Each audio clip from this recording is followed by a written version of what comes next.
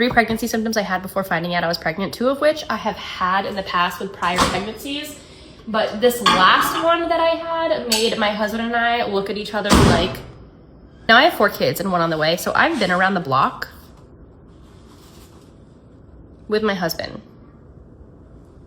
You know what I mean. First symptom I had before finding out I was pregnant was my lovely husband decided that late at night would be an appropriate time to make bone broth. Now, if you've never made bone broth before, basically you take a slow cooker, you add water, and you put animal carcasses in this water, put it on high heat, and you cook it for what feels like a whole calendar year. When I tell you that I woke up in the middle of the night thinking that a literal rodent had died in my nostrils, you could imagine what my home smelled like, and I felt like I could smell it through my eyeballs. 3 o'clock in the morning in his boxers, I did make him take the slow cooker outside. In hindsight, I kind of feel like I should have had an inkling that something was different.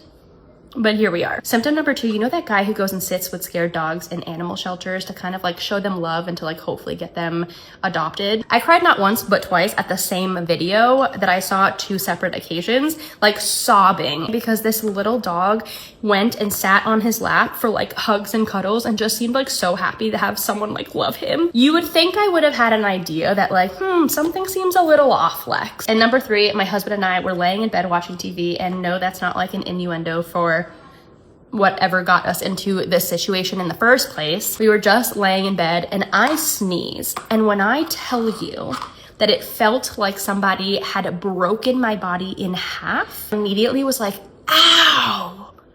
And then we paused and looked at each other and we're both like, because the only time where I've had round ligament pain from sneezing was when I was pregnant. And that, my friends, was when I started to test, because I have never heard of anyone getting a round ligament pain before and not being pregnant.